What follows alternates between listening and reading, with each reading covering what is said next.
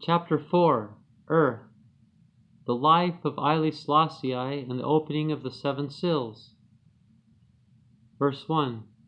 Immediately after the tribulation of those days, the long time period of time and times and the dividing of times of 40 and 2 months, 1,260 years, in which the papal powers made war upon the saints, quote, shall the sun be darkened, and the moon shall not give her light, and the stars shall fall from the firmament, and the powers of heaven shall be shaken, end quote. Matthew 24:29. On May 19, 1780, history records what became known as the Dark Day. On this day, the earth became dark all day and all night. Quote, a sheet of white paper held within a few inches of the face was equally invisible with the blackest velvet, end quote, said Dr. Samuel Tenney, Mass., Historical Society, Volume 1, 179215. Again, on the morning of November 13, 1833, the stars fell. Professor Denison Olmsted, the celebrated astronomer of Yale College, wrote, quote, this was the greatest display of celestial fireworks that has ever been since the Almighty God created this world, or at least within the annals of history, end quote. If a person of the days of Jesus could see the condition of the earth today, all the pollution, so much that the moon is blood red, they would be much concerned. In the year 1892, there appeared in the heavens a star of great significance, which had never been seen before. The world marveled, and the stargazers wondered what could be the meaning of this star. A new star in all its heavenly glory on high. Tensions were also aroused in Harar, Ethiopia, where the governor of Ras Makonnen and his wife Woizero Yeshemabet Ali lived. In the high mountain town of Ajar Sagoro, Yeshemabet was with child, and both father and mother, along with the people, prayed earnestly for her safe delivery, as none of her previous babies had lived. Ras Makonnen, too, while on his veranda, in solemn meditation and prayer, had noticed this star and hoped that it was a sign of victory. He had wanted a son, and in his prayer reached the very high heavens. Matthew 24:27. The women in the Tukal with the mother chorused with one another, coming out of the Tukal, Mary, Mary, be near her. It should be not long now. They chorused, lo, lo, lo, and the women on the veranda took it up, lo, lo, lo. At this very moment there came a sudden crash of thunder and lightning, and the longed-for rain began to pour down upon the dry earth. Matthew 24:27. Quote, the Lord has answered our prayers, a son has been born, end quote. And they fired their rifles into the air, singing songs of praise. Soon shots were being fired all over Ethiopia. Ras Makonnen leapt into the air, overwhelmed with joy. He mounted his mule, went to the Tukal, and beheld his new son, Selah. Ras Makonnen's son, Tafari Makonnen, later at the coronation of 1930 was renamed Haile Selassie I, was born July 23, 1892. As with Jesus, when the papal powers of the Red Dragon Babylon saw all these signs in the heavens, knowing what it meant, sent armies to kill the boy. History records it was for the political and economic wealth and expansion of Italy's empire. Also, the real hidden reason was to kill the Christ child Tafari Makonnen.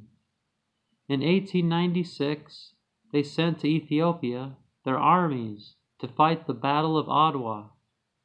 After Tafari's birth, the Pope had been informed by reports coming out of Ethiopia that the Christ child lives. Matthew 24:28. Upon the death of Lij Tafari's mother, he was raised by his cousin, Ras Imru.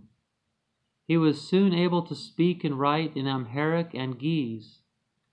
He also was able to speak French fluently, as he was taught by his private tutor, a Guadeloupean, Dr. Joseph Vidalin. Growing up as a liege in the province of Harar had many unique opportunities, because it was where foreigners would come, being near the sea. So he grew up around this, appreciating European peoples and modern living. Growing up in the royal family as Christian in Harar was diverse, as it had many Muslims too. Quote, queer tales began to circulate about Tafari's boyhood, the most notable concerning his supposed ability to speak to animals. During his youth, it was claimed he had on several occasions been seen conversing in the bush with leopards and lions, the fierce jungle beasts becoming docile at his feet. Further, it was said that the young student Tafari was quite bright and competent at his lessons, but that he had truly astonished the priests with the depth of his knowledge concerning religious and mystical matters. Not only could he quote freely from the Kebra Nagast, but also from the book of Kufale, the book of Enoch, the Shepherd of Hermas, Judith, Tobit, Ecclesiasticus, the Matshufa Burhan, or the Book of Light, the 6th and 7th books of Moses, the books of Eden, secretly deleted from Genesis during the Dark Ages, all 31 books of the Hebrew Bible, the 21 canonical books of the New Testament, and numerous other apocryphal and pseudepigraphical works. According to one story, a local priest in Harar had visited the young Tafari shortly after the death of his father and asked him where he had gained such a vast knowledge. Tafari replied that much of it had come to him at the moment of his baptism, conducted according to tradition on the 40th day of his life. The priests who presided at the ceremony had opened Tafari's eyes with the first touch of Holy Chrism, and everything that ensued was comprehensive to the infant as if he had been an adult. The priest pronounced his surname, he remembered, and next his baptismal name, and then, of course, he blew softly in Tafari's face to drive off evil spirits. At that instant, Tafari claimed, he felt himself enveloped by a golden glow, and the priest began to anoint him, water touching his forehead, breast, shoulders, and all of the 37 prescribed places. He felt his knowledge increase, filling him like a vessel and endowing him with a great sense of clarity about creation. His wide range of reading branched out into mathematics and economics, geography and history. He was the school's star pupil, and not simply because he wanted to please the emperor. He found a stimulating and exciting new world emerging from his books and lectures, and his hours in the classroom whetted an appetite for education and for educating others, which has never left him.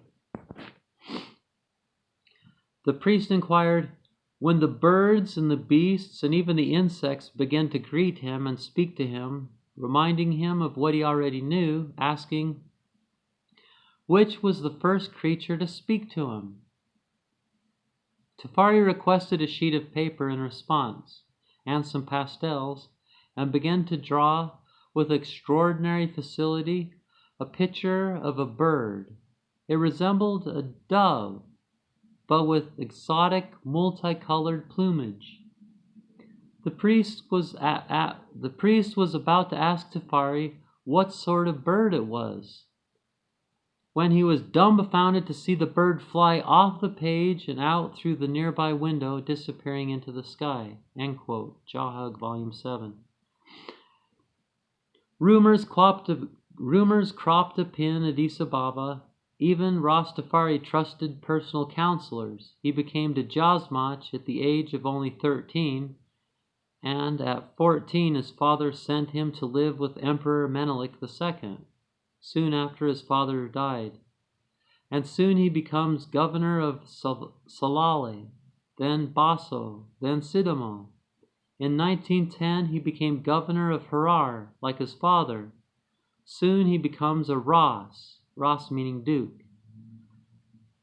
They were terrified, all the trusted personal counselors were terrified of him, reluctant to shake his hand or gaze directly upon his stark features, with his pointed nose, sparse beard, and penetrating, almost black eyes, all framed by wild, bushy hair.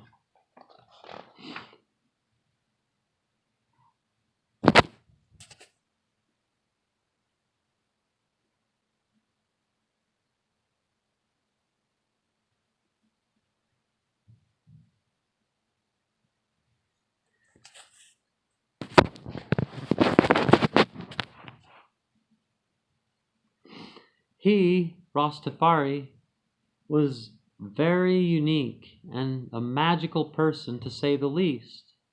As emperor after 1930, he always put education, especially of the youth, as top priority, given Ethiopia its first printing press, and university, and hospitals, and roads, planes, and cars, and many more modern things. He called his program modernization. This made him very feared and controversial.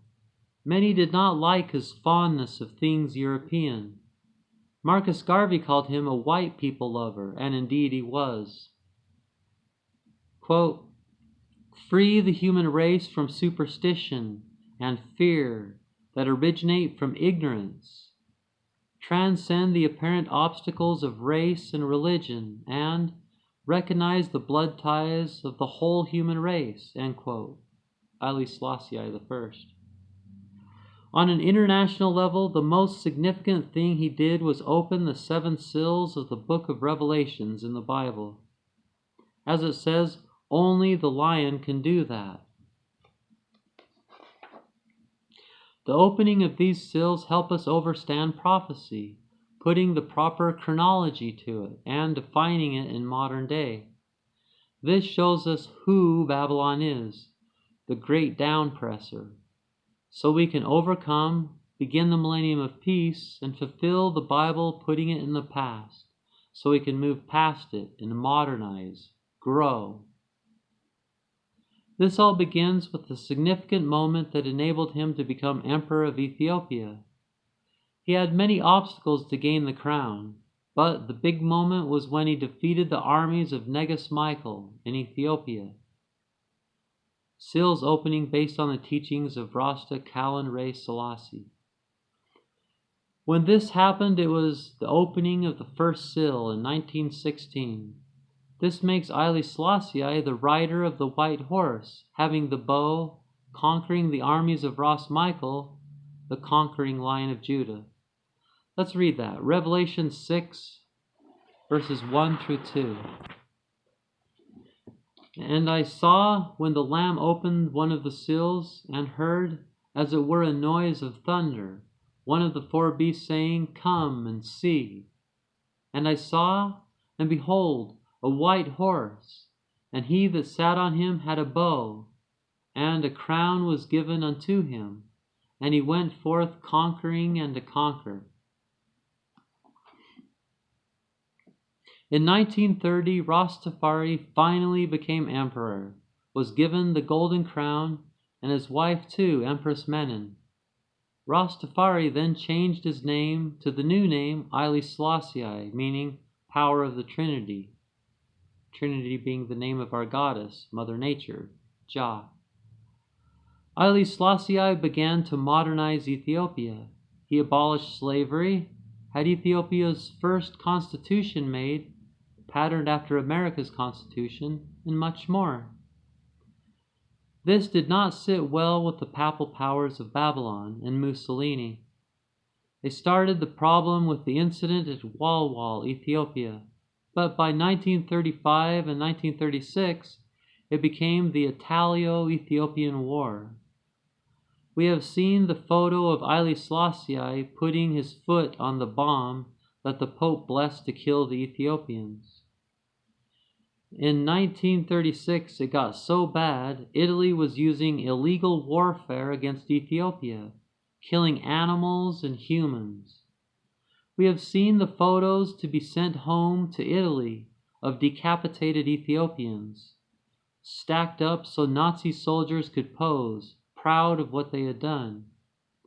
Haile Selassie I had to do something about it, quick, or all the buildings, churches, and animals would go extinct. So he went into exile in Bath, England.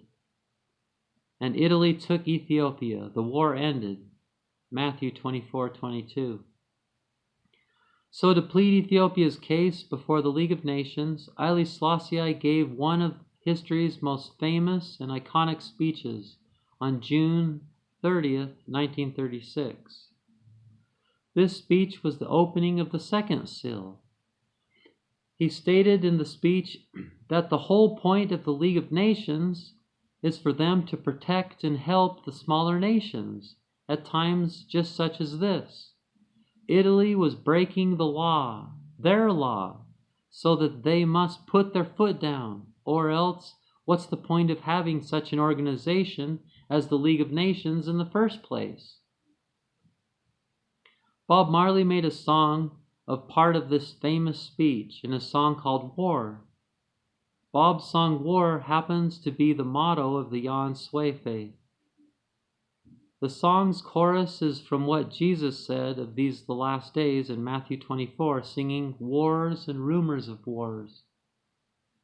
And the verses were written by Haile Selassie I from this very speech before the League in 1936, the opening of the second seal, Revelation 6:2-4. And when he had beheld the second beast, I heard the beast say, "Come and see."